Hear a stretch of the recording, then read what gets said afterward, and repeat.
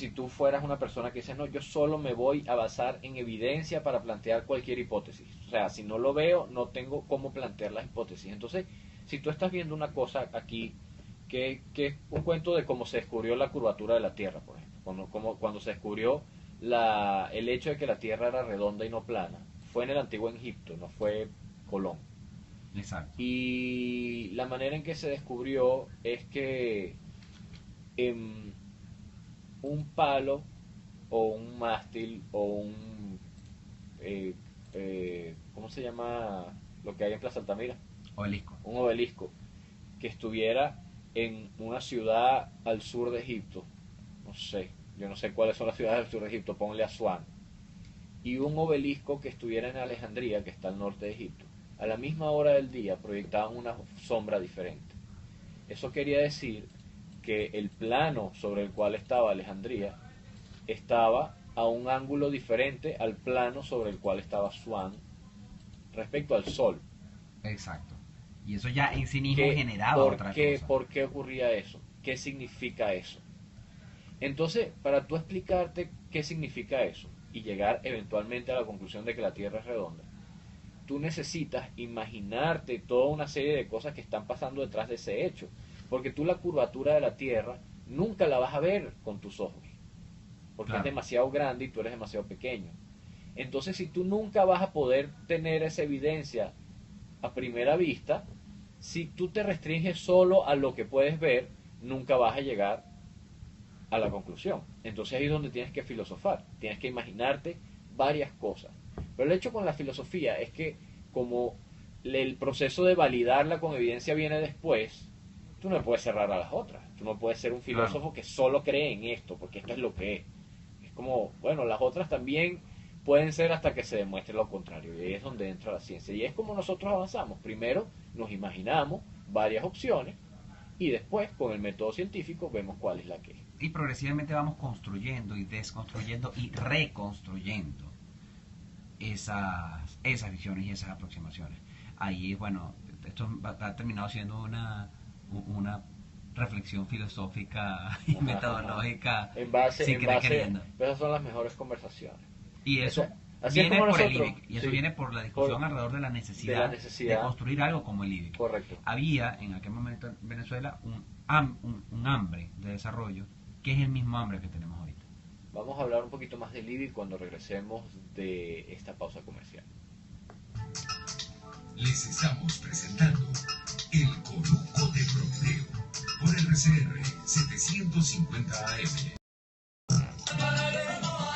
Ok, Sin salsa no hay sabor. Por eso tu vamos comida, aquí hamburguesa, probando pizza, y super ver cómo se va calientes, cambiando la en la cámara poca cuando sea salsa. posible, porque no Casa siempre se Borea puede. las tiene de ajo, rosada, picante, Vamos a cebolla, atender llamada. tomate, inglesa, No, de ¿verdad? queso, soya, pero también te ofrece mayonesa, Ok, mostaza y y guasacaca. pregunta por esto, ¿no? Todas sabrosas y frescas. se dañó el Pídelas bombillo, al mayor Hernández. Ah, ok. Casa Borea, O sea, en la calle Páez con Marino. ok, Casa Borea, estamos ahí medio en el aire. 100% Bueno, frescura y calidad. estamos en el aire porque se dañó el bombillo que dice al aire.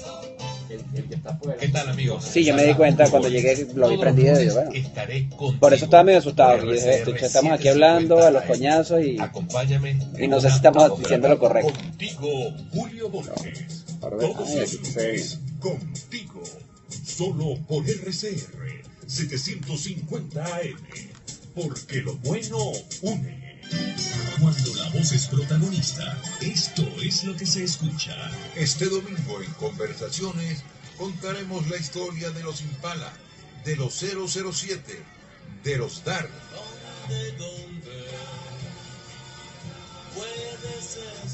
También de Mecano, y les cuento la historia del papel toalé. ¿Qué es eso? Todas estas historias. A lo que nos está enviando, el obviamente es un domingo, comedero de horario pájaros, acostumbrado que está de muy las fino, por 9 de la cierto. mañana en su programa Conversaciones con Gustavo Trías. Titmouse, Titmouse. Un tit es una teta. RCR pero también es 750 AM. unos pájaros. No sé si son Usted gorriones. escucha el Conuco de Prometeo. Con Ay, bueno, Carlos Peláez ahorita y vi Gabo un conoto en la Domínguez. ventana de mi casa, Solo una vaina por increíble. RCR 750 AM. Ya regresamos a Prometeo. Estábamos hablando. Se cumplen o sea, un aniversario más de su fundación, 59 años. o de su cambio de nombre realmente, porque la Sí. fecha que estamos conmemorando es cuando pasó de ser el IFNIC a ser el IBIC en democracia. Claro, pero no es poca cosa, o sea, a ver, No lo es una es. especie de esa reconcepción, esa una esa reconcepción. refundación genera una reconcepción. Justamente esa reconcepción es lo que aporta, genera, busca la manera de ayudar a construir desarrollo en el país. Y es algo que, como había comentado antes del corte, pareciera que así como en aquel momento había mucha hambre y una muestra evidente de que había mucha hambre de ese desarrollo, Sí. es todo lo que se genera inmediatamente después de la caída de la dictadura. Sí, O sea, es impresionante cómo todo el conocimiento científico se dispara y era como que estaba represado, era gente que querían hacer cosas, pero normalmente las dictaduras anulan lo que no sea útil para ellas. sí. Pero para ellas, ni siquiera para el país, para ellas. Ese es el tema, que la dictadura solo vela por sí misma. Exactamente. Da igual, porque claro, con la dictadura de Pérez Jiménez, la gente come mucho del cuento de que hacía cosas por... Pero de alguna manera, si tú le das la vuelta y después de uno... Yo me crié en un hogar perejimenista, de manera que este es un sesgo que yo me he tenido que quitar. Y me he tenido que quitar con investigación científica, Sí, exacto. O sea, con en mi evidencia, casa es más o menos parecido. con analizar la evidencia. Y la conclusión es que cualquier cosa que haya hecho la dictadura perejimenista que de retruque haya beneficiado al país, lo hizo para beneficiarse ella. Asimismo, es un tema de cuando los sistemas, esto es teoría de los sistemas, cuando los sistemas Crean o nacen, lo primero que buscan hacer es la manera de blindarse a sí mismos, Sí, de buscar la manera de fortalecerse a sí mismos y de, si pueden expandir su influencia, lo generan. sí, En este caso, en buena medida es parte de lo que genera la democracia Sí. cuando se instala definitivamente, porque hubo un intento previo, pero se instala definitivamente en el 59. correcto. Y con el tema de La democracia. la democracia, con el tema de la doctrina de Betancourt, ¿no? Sí. Bueno, voy a desconocer a cualquier régimen distinto a democrático de donde sea que esté. Y una cosa bastante audaz para un momento donde era Venezuela que sí era el único país democrático de Sudamérica. Correcto. Entonces le tocaba esa clase ¿Sabes de... una cosa? Venezuela siempre ha sido como un poco vanguardia política en Latinoamérica, ¿no? Entonces Yo- ahorita uno lo ve y uno parece que Venezuela está en el atraso. Pero es como... No, es un péndulo, son es péndulos. un péndulo. Va y viene. Porque, Sí. por ejemplo, hay cosas en las que, como sistema democrático, sí, estamos más adelante. Pero yo creo que es al revés. Tú dices que la vanguardia, yo creo que más bien normalmente entramos tarde al asunto. Bueno, es que como es un péndulo. Claro, entonces en algunos siempre lados está uno adelante. tarde y siempre uno está adelantado. Exactamente. Y lo digo porque, por ejemplo, en Venezuela, la creación de los partidos políticos es alrededor de los años 30, 40. Es decir, como 30 años después o 40 años después de que la creación de partidos políticos en Europa y en el resto de América existiera. Mm. Uno ve, por ejemplo, el caso chileno, el caso argentino, incluso, bueno, el peruano no, pero incluso el mexicano, los partidos son partidos que ya son centenarios hoy. Sí. Entonces, cuando tú ves los partidos que ya son centenarios hoy, te das cuenta, el partido más viejo acá es el comunista y Acción Democrática. Entonces, tienen cerca de 70. Ahí hay un rezago como de 30 años, donde entramos tarde a la democracia. Pero como entramos tarde, entonces tratamos de correr aceleradamente al desarrollo y a más Sí. democracia y a más participación. Bueno, parte de eso fue el IBIC. Y parte de exactamente de correr Parte contra el de eso rezago fue fue el IBIC. Lo que pasa es que el IBIC se funda en un momento en que Venezuela está bullando. Entonces, claro, el IBIC fue una institución, es una institución, o sea, fue una institución tan bien pensada, tan bien montada, que todavía hoy, a pesar del desastre que ha sido la dictadura chavista para la ciencia del desarrollo científico, el IBIC sigue graduando estudiantes, el IBIC sigue produciendo investigación de de calidad. la manera bueno. que se pueda, pero de calidad. O sea, por ejemplo, mi tesis se planteó para que no necesitara reactivos importados, para que no necesitara, sino que todo se pudiera hacer con el suelo que se iba a trabajar y con la planta que se iba a trabajar y con unos reactivos que quedaban en los depósitos y que no se dañaban. O sea, Pero que hay era- maneras de hacer las cosas. Claro, claro. Y evidentemente son clases, el tipo de cosas que nos tenemos que... Preguntar y, nuevamente, y filosofar. Los planos ideales y materiales son dos planos que existen sobre los cuales se empieza a desarrollar el conocimiento y sobre los cuales se plantean alternativas a los Sí. problemas que tiene la humanidad y los ecosistemas de todo tipo. Sí, nosotros estamos como extendiéndonos en este tema, digamos, al margen de lo que es el aniversario del IBIC, porque por una frase que no sé de quién es, pero mi tutora lo utiliza en sus pies de email, que dice que no es que los países desarrollados invierten en ciencia, sino que los países son desarrollados porque invirtieron en ciencia. Porque lo que pasa cuando tú inviertes parte de tu presupuesto en ciencia, o sea, una buena parte de tu presupuesto en ciencia, en investigación científica, en investigación académica, es que empiezas a resolver problemas. Y problemas tuyos. Sí. Que dentro, otra vez, volvemos al tema del ecosistema, dentro de tu ecosistema. Sí. Y un buen ejemplo es la solución, ¿no? O sea, cómo se abordó, se trabajó y se solucionó. Y es un tema fascinante de estudio sobre el cual deberíamos... Eso se debería en bachillerato. La erradicación de la malaria en Venezuela. Erradicación no, pero... Cuando o sea, el control de la malaria. Sí, y el control. A un nivel en que permitió al país desarrollarse. Claro, porque como diezmaba la malaria a la población venezolana no era poca cosa. Claro. O sea, era verdaderamente aterrador. No solo malaria, la cantidad, leishmaniasis, fiebre amarilla y en cantidad de incluso dengue tropicales que no tenían una respuesta. Y con respecto a esa idea de que, bueno, vamos a tratar de traer cosas de afuera y tal, pero es que eran enfermedades tan propias, de una naturaleza tan propia, que de afuera no iban a tener mayor respuesta. Sí. Y no lo iban a tener porque no podían investigarlo. Y porque tampoco había tanta voluntad, porque no era algo que les afectaba. Tienes que esperar que a los europeos les preocupe la malaria para tú tener algún... Hay cosas con las que tú no puedes esperar, tienes que desarrollarlas tú. Exactamente, ahí tienes que desarrollarlas tú, y en gran medida el éxito que pudo haber tenido el periodo democrático en Venezuela, y aquí yo sí me voy al plano político-teórico, ¿no? Y en gran medida el éxito que pudo haber tenido en llegar y hacer transformaciones y todo esto alrededor de lo que fue los gobiernos de Acción Democrática, en gran medida fue porque, de hecho, ya hay varios documenticos de la Fundación Rómulo Betancourt, muy buenos, que son como cartas cortas que intercambiar Rómulo Betancourt con otros. Y decía, en varias de ellas decía, nosotros no podemos pensar como un alemán porque tenemos que aclimatar ideas. Claro. Y si no aclimatamos las ideas, vamos directo al fracaso. Entonces, absolutamente, porque era como una observación a unos escritos de Marx. Entonces el tipo decía como que, absolutamente todos estos escritos están chéveres como referencia. Pero no podemos guiarnos por eso. Si tú quisieras plantear una economía de cualquier tipo que haya sido inventada en otra parte, puedes hacerlo. Pero tú requieres... Pero probablemente probablemente tu ecosistema vaya a tener algunos huecos. Sí. Y no vas a poder abordarlo muy bien. Y esto puede ser, por ejemplo, todo el tema alrededor de la hiperinflación que estábamos sufriendo y padeciendo todos los venezolanos, ha tenido respuestas diferentes, ¿no? La respuesta cómoda, a mí más que cómoda me parece la respuesta más floja, floja de flojera. Es el tema de la dolarización como una alternativa y tal. Digo de flojera porque, bueno, nos desentendemos y que otro nos resuelva, y poco a poco vamos adaptándolo. Eso me parece una respuesta floja, pero un caso bien particular que a mí me gusta mucho por todo lo que generó y todo lo que generó a nivel de idiosincrasia fue el caso del Plan Real. El Plan Real brasilero. En Brasil, porque el cruzeiro, que era la moneda brasilera, había tenido unos... de la historia. Había sido una sola lectura, había sido históricamente la moneda brasilera, porque ellos tienen el tema de que la Cruz del Sur da en Río de Janeiro. Entonces, para ellos siempre la Cruz del Sur es como angular. Y de hecho, por eso Mercosur, el símbolo es la Cruz del Sur. Cruzeiro, claro. Exacto, el cruzeiro es eso.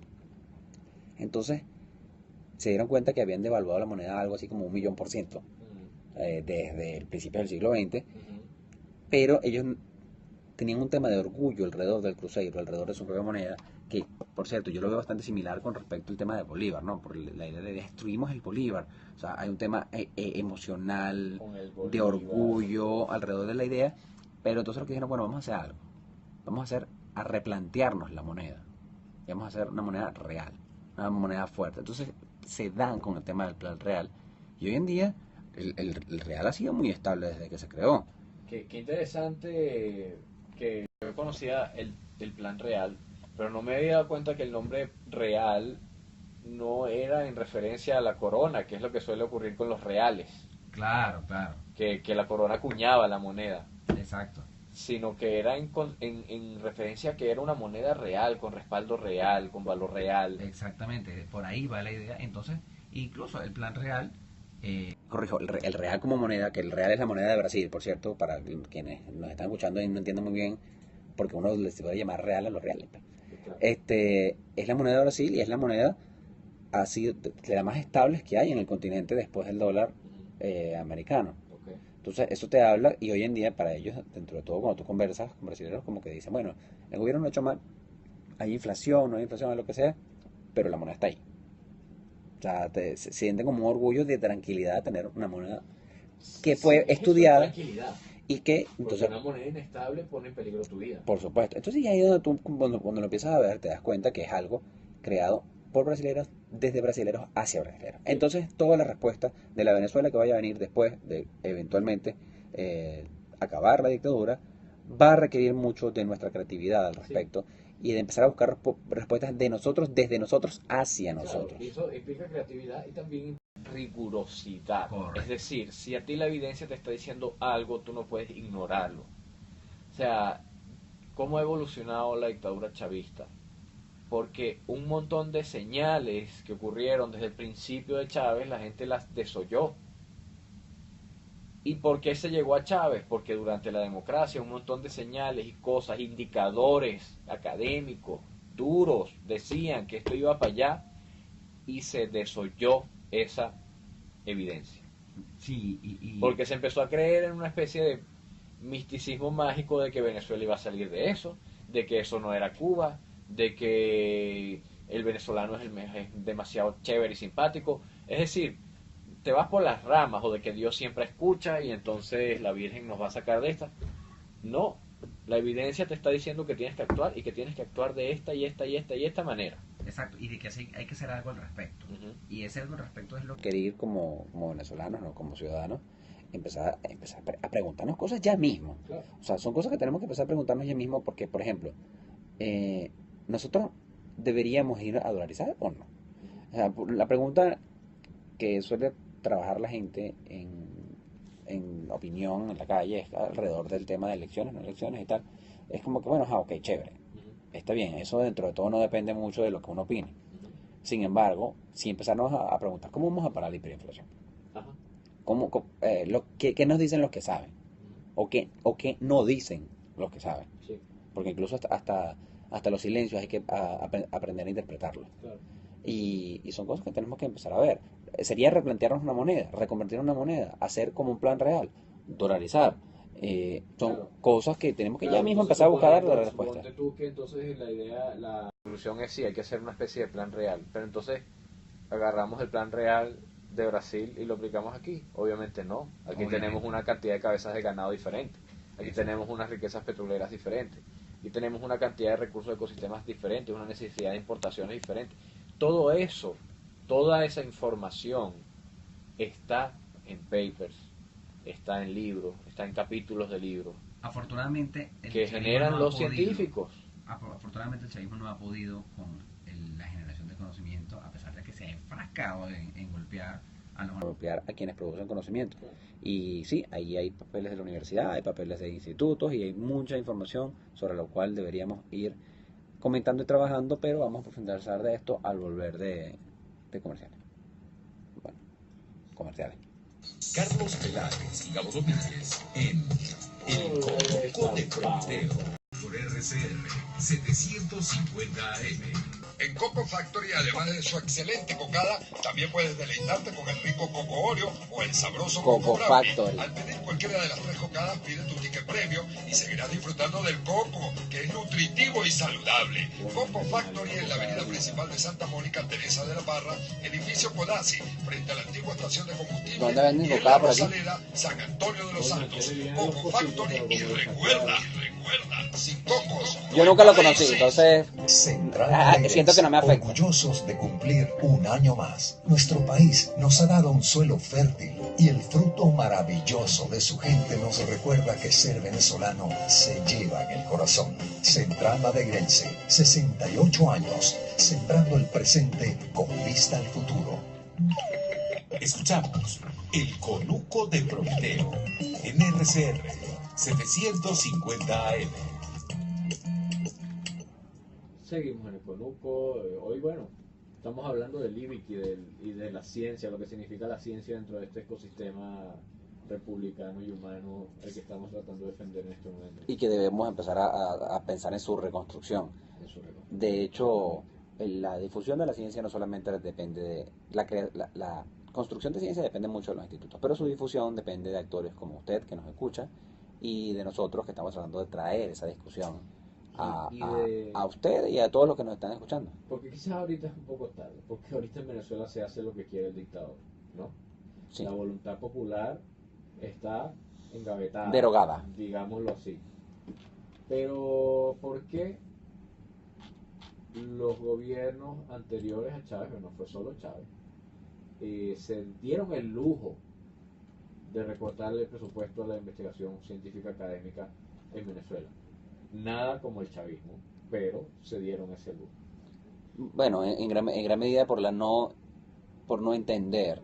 Ellos obviamente no lo entendían, pero la gente tampoco entendía la importancia. Exactamente, exacto, no, lo recortaban y no había nada desfavorable, o sea, la opinión pública tampoco variaba alrededor de esa idea. Era como que, bueno, ok, se tuvo que recortar algo, aquí fue donde se va a recortar. Sí, porque de alguna manera el deporte, que también ha sufrido mucho, la gente hace más la conexión de por qué el deporte es importante.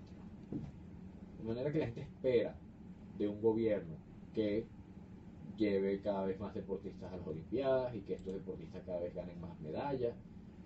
La gente entiende que un gobierno invierta dinero en la formación de deportistas de alta competencia, invierta dinero en la generación de condiciones para el deporte en los barrios. O sea, la gente entiende eso. Hay alguna conexión entre deporte y calidad de vida, que es absolutamente correcta. Sí, válida y es fácil de materializar.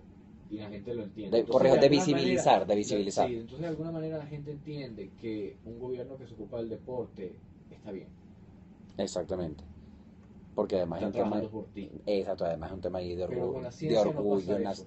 Porque no se visibiliza, ¿no? Con la ciencia hay una especie de sensación de que es un lujo elitista, que a mí no me importa, que qué me puede importar a mí en este momento de mi vida si la proteína cual, o la ecuación tal, o la línea de tiempo de los indicadores de libertad X, si yo tengo otros problemas. Entonces ya nosotros establecimos que justamente la ciencia te ayuda a resolver esos problemas, pero también es una generadora de actividad económica, porque cada una de estas soluciones después se tiene que comercializar o se tiene que implementar de alguna u otra manera, claro. Una logística, y todo eso son empleos. Porque la ciencia genera conocimientos que permiten nuevos negocios, nuevas maneras. Negocios y calidad de vida. A ver, mientras más conocimiento haya, mientras más ciencia haya, menos enfermedades habrá, más puede rendir la producción de comida, por ejemplo, sí. y no es un caso menor, sí. ¿no? que nos permite enlazar esto. ¿Qué es lo que no suele ocurrir? Que la gente no lo enlaza. Sí. ¿Y qué pasa? Que tampoco los comunicadores lo enlazan, sí. y los líderes tampoco lo enlazan. Sí. Entonces es un tema de poder visibilizarlo, porque fíjate, incluso con el deporte, yo siempre me parece, bueno, el deporte es chévere porque ganar un torneo continental es chévere, porque me gusta, porque mi país demuestra que estamos trabajando, pero realmente en mi vida eso me afecta mucho menos que no morirme de dengue, por ejemplo. Entonces es una situación, es una buena analogía. Entonces, y el no morirme de dengue va a depender de ciencia. Sí. Y esa ciencia es la que queremos empezar a rescatar y a discutir. Ahora, nos escriben al 3456 saludando al señor Julio de Carayaca. Muchas bendiciones y gracias por preocuparse tanto por nuestra ecología. Y también Julio dice que con la mafia azul se vive mejor por ahora. Conciencia de masas, por ella existen dictadores, tiranos, ya que somos esclavos de una de las mafias en lo político y económico. No me queda muy claro. O sea, a mí tampoco me queda tan claro. Sí. También nos escribe... ¿no? No, ya, eso es del otro programa. Ana Pérez nos manda las fotos de un ave que supongo que es el titmouse que ella escribe aquí.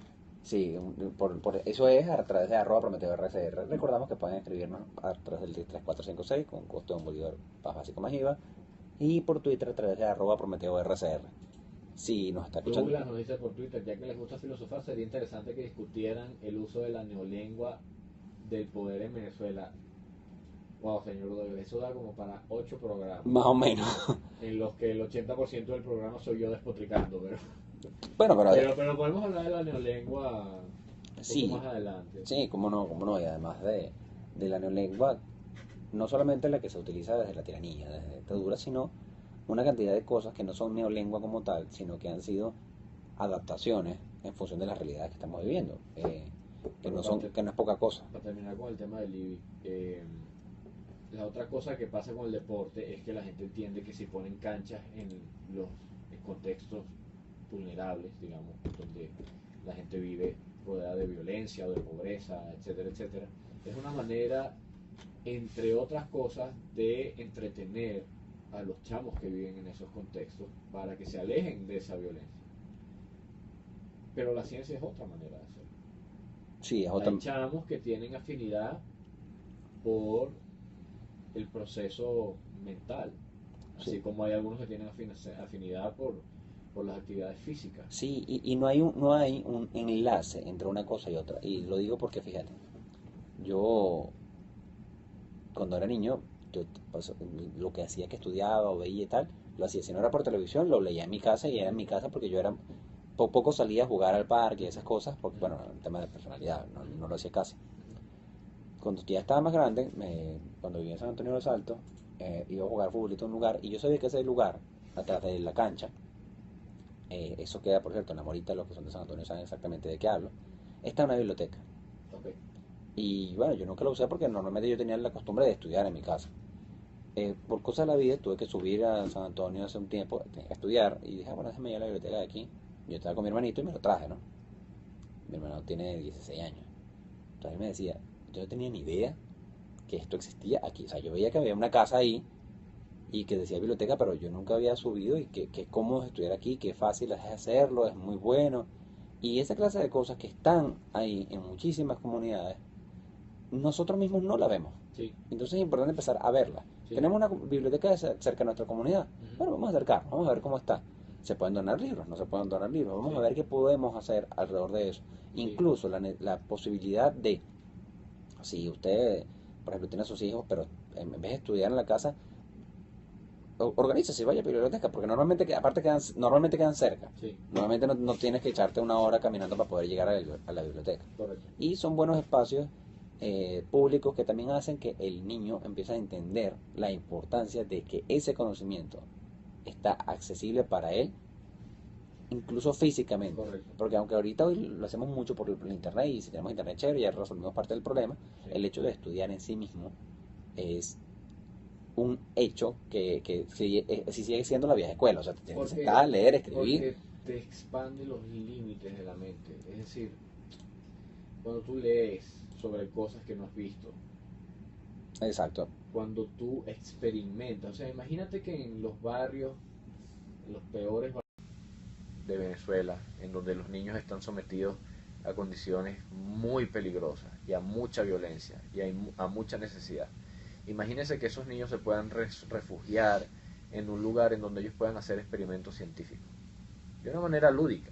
Claro. Pero que puedan entender cosas que no son a qué hora tengo que llegar para que no me maten, o cómo le tengo que hablar al malandro para que no me mate.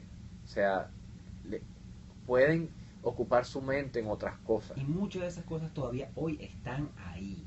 Y su mundo es diferente al de la violencia. Entonces ellos ya no van a sentir la necesidad, la urgencia de meterse en el mundo de la violencia porque es el único mundo que han conocido, sino que saben de otros lugares, saben de otras maneras de pensar, saben del mundo que está metido dentro de los átomos o del mundo que está metido más allá de las estrellas. Entonces, la violencia pasa a ser simplemente una parte más de la vida con la que hay que tener cuidado, pero no pasa a ser el mundo completo que tienen en la cabeza. Que ha sido algo bastante presente en otras generaciones. Yo estoy ahorita leyendo un libro que es sobre materiales. Entonces te echan el cuento de el concreto, te echan el cuento del acero, te echan el cuento del papel, qué es, ¿no? ¿Por qué tiene las propiedades que tiene? Porque el papel se dobla, porque el acero no se oxida cuando lo mezclas con unos metales y por qué se oxida cuando lo mezclas con otro. Todo esto, claro, a mí me hace entender mejor el mundo, a mí me hace entender mejor el universo y la realidad. Pero más que hacerme una persona, digamos, prepotente que sabe muchas cosas, cada vez que yo leo esto y aprendo más sobre por qué un átomo que se mueve así hace que el cuchillo corte, yo lo que pienso es cuántas preguntas me quedan todavía que ni siquiera sé que existen. No que no tengo la respuesta, sino que ni siquiera me las he preguntado, porque eso es lo que pasa cuando yo leo ese libro. Me cuentan unas cosas que yo ni siquiera me las había preguntado y ahora las sé. Claro. Entonces la pregunta es cuántas cosas más hay que yo no sé. Y que ni siquiera podemos hacernos. Entonces cuando tú te empiezas a preguntar todas las cosas que no sabes y te empiezas a pensar en todo eso y a tratar de darles una respuesta tentativa, y no te queda cerebro para pensar en que tienes que ser Bolsería. tonterías, exacto. Claro. En que tienes que impresionar a la chamita con una pistola, no. Sino Porque que, estás pensando en qué carrizo es esa estrella y por qué tiene un color diferente a la que tiene al lado. o sin ir muy lejos, procesos mecánicos, por ejemplo. Sí, O sea, ¿por qué el motor hace que se mueva el carro? exacto.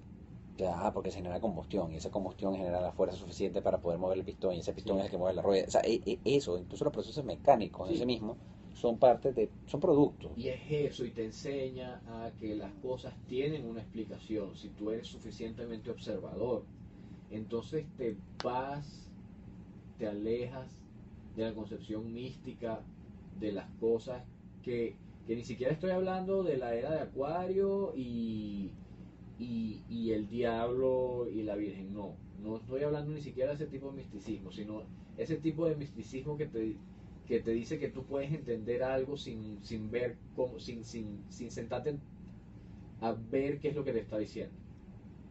Que tú puedes arreglar un país simplemente porque una persona dice que puede hacerlo. No, tú tienes que ver qué ha hecho esta persona antes.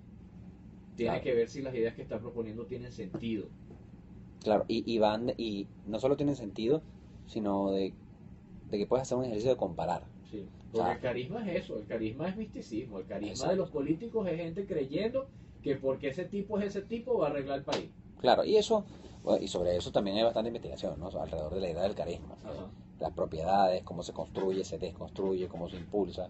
Pero bueno, eso es incluso todo un ámbito de investigación dentro de la ciencia política. Entonces los chamos que crecen expuestos a la ciencia adquieren espíritu crítico y no se dejan engañar.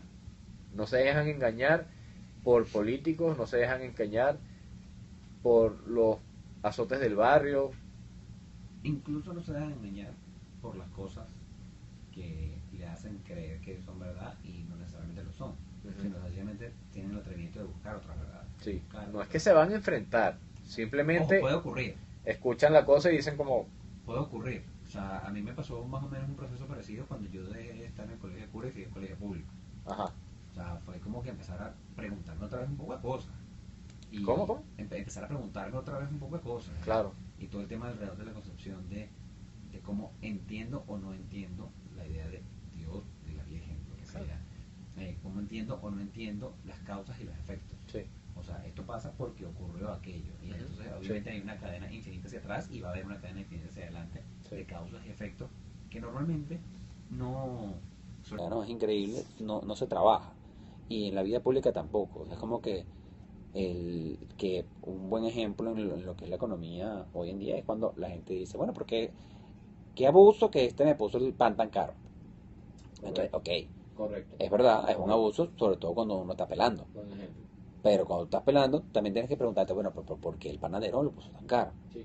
Porque Aprender si a él, hacerte otras preguntas. si él lo ok. pone muy caro, él entonces no va a vender. Sí. Y yo no creo que él no quiera vender. Porque una cosa, exacto, otra de las cosas que hace la ciencia es que te enseña a hacerte preguntas, la misma pregunta de manera diferente. Por ejemplo, ¿por qué este comerciante pone el pan tan caro? O otra manera de hacerse la pregunta es, ¿por qué mi sueldo no alcanza para un pan? Exactamente. Es la misma pregunta, pero Bueno, te no. lleva a dos respuestas diferentes. O en realidad pueden ser dos. llevan a la misma respuesta. O, pues, exactamente. Entonces, cuando tú te haces las dos preguntas, tú dices, ok, ¿por qué el comerciante pone el pan tan caro? El comerciante te va a decir, bueno, porque el proceso de producción del pan es así, así, así, así, y a mí me cuesta esto, luego el precio es este. Si te hiciste la pregunta de por qué a mí mi sueldo no me alcanza para un pan, ahí es donde tú empiezas a entender por qué la economía se está cayendo a pedazos. Exactamente. Si tú te preguntas por qué el portugués pone el pan caro, no entiendes la economía. Y eso son cosas que ahí hay un grandísimo hueco también, una falla dentro de nuestro sistema educativo, que en cierta medida es una consecuencia de vivir un perfectado. Y perfectado no porque tenga petróleo y ese criterio que hay, es que el petróleo es nuestra maldición. Yo no es petróleo, es el petróleo, es el extractivismo. Es el rentismo como concepto. Esa idea de que no tenemos que esforzarnos mucho porque al final tenemos cosas que nos merecemos. Sí. Y sobre eso, bueno, son algunos micros que yo también estaba tratando de redactando alrededor de la idea de que desde este conuco queremos traer una idea que puede ser antipática o revolucionaria, dependiendo de cómo lo quiera ver, y es aterrizar en una realidad que es que nuestro país no es rico. Exacto. Nuestro país tiene recursos, o sea, es diferente a ser rico. Fíjate, hay una historia muy famosa de una isla en el Pacífico en el que vivían muchas aves marinas. Y las aves marinas, o sea, era un pequeño islote en donde todas las aves marinas iban a descansar. Y claro, obviamente dejaban guano y una cantidad de pupú de ave enorme que se fue acumulando durante milenios. Y eso se convirtió en una especie de roca fosfórica hecha de el componente que está en las heces de las aves marinas, que tiene mucho fósforo, mucho calcio, mucho potasio y mucho nitrógeno. Entonces es un fertilizante increíble. Esa islita, la economía de esa isla era como Abu Dhabi con la Venezuela Saudita. O sea, porque en ese momento no había manera de producir fertilizantes químicos. Exacto. Y esto era un recurso valiosísimo. ¿Y qué hizo esa isla? Lo único que hizo fue sacar ese pupú de pájaro, empacarlo y sacarlo de afuera. Rentismo, extractivismo a su máxima expresión. Entonces da igual que sea petróleo o da igual que sea guano. El día que se encontró la manera de hacer fertilizante químico, esa isla, esa gente desapareció del mapa. Porque no tenían nada. Y volvió a ser lo que era. Sí, una isla donde descansan los pájaros, exactamente. Entonces, bueno, son parte de las cosas que tenemos que... Claro. Entonces, ¿qué es lo que ocurre si en esa isla hubiera habido un desarrollo científico? La primera cosa que los científicos descubren respecto a la economía de esa isla es que esa manguangua se acaba. Y no se acaba porque se acaba el guano. Se acaba porque otros científicos en otra parte del mundo encuentran un mejor recurso. Entonces, ¿cómo nos vamos a preparar? Ahí también entran los científicos. Por eso es importante, por eso es que no es que los países ricos invierten en ciencia, sino que los países son ricos porque invierten en ciencia. Y es la ciencia la que hace rico. Porque pueden predecir las cosas. Y esto lo podemos conectar con lo que comentaba el señor Douglas de la neolengua. La neolengua, para quienes no saben, es un término que inventó George Orwell para referirse a la forma en que los dictadores y los tiranos empiezan a obligar a la gente a hablar. Y hablar de la forma en la que ellos quieren que haga. Sí. Entonces ya tú no puedes hablar de prosperidad y no puedes hablar de vivir feliz y de cumplir tus sueños, no, tú tienes que hablar de patria. La patria sustituye todo eso, pero la patria ¿qué es? Una cosa como informe, de manera que tú puedes decirla mucho y no decir nada a la vez. Claro. Y reconvertir cosas. A mí una de las cosas más antipáticas que es un poco más terrenal es todo el tema alrededor de el cuartel de la montaña. Ajá. La ridiculez del cuartel de la montaña, eso es porque un día el chavismo se dedicó a decirle así para poder construir una épica. Una épica, sí. Pero eso todavía fue el museo militar. Todo eso es mentira. Entonces, el museo histórico militar, claro. Ya, entonces tú te das cuenta de que justamente esa neolengua es para construir una visión del mundo, para construir una visión de lo que son las cosas según ellos, y aunque está mal que se haga, porque obviamente falta la verdad, la verdad, la otra verdad es que eso debería tener una respuesta. Sí. Y una respuesta de la ciudadanía que sí sabe la verdad y llamar las cosas por el nombre que corresponde. Porque es grave. O sea, ¿cuál es el sentido de esto? El mundo de que las personas construyen en su cabeza, que es el mundo suyo, depende de cuántas palabras conocen y de cuáles son esas palabras. Porque los pensamientos, La mente trabaja en palabras, en lenguaje. Usted piensa en español, usted no piensa en otro idioma que no sea el idioma que habla.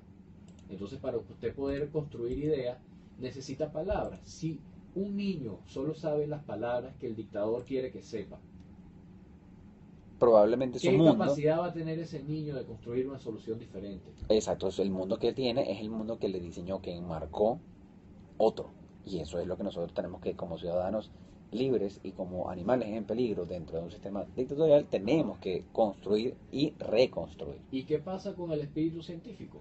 Que como te forma un criterio crítico, cuando a usted le vienen a hablar de patria, un chamo que se formó en un hogar donde el criterio crítico fue aupado, te va a decir, ¿qué es patria? ¿Por qué tengo que apoyar la patria? ¿Cuál es el beneficio de apoyar patria? Y eso lo tiene que definir uno, y normalmente lo que buscan las dictaduras es definirlo ellos, para enmarcarlo ellos. Y el proponente lo puede definir. Bueno, la patria es X. Tener la unión cívico-militar. ¿Y qué es la unión cívico-militar? Y ahí es donde la gente desnuda a los dictadores. Cuando entiende que lo que están diciendo no tiene sentido. Cuando desconstruye la no lengua, y eso solamente lo permite, nuevamente, la ciencia. Es lo que permite poder llegar. Digamos, ese paso de la filosofía a lo material. Exactamente. Bueno, esto fue con Hugo de Prometeo, fue bien interesante. Me alegra que hayamos podido hablar toda la hora en base al hecho muy significativo de que el IBIC esté exactamente. Bueno, nos vemos la semana que viene, recordándonos que ustedes y nosotros y todos los que estamos bajo este sistema somos animales en peligro y tenemos que cuidarnos. Hasta la semana que viene. Les estamos presentando el Conuco. Bueno, hasta luego. Si lo pueden compartir sería maravilloso para poder seguir dando discusiones alrededor del ecosistema que tenemos que proteger.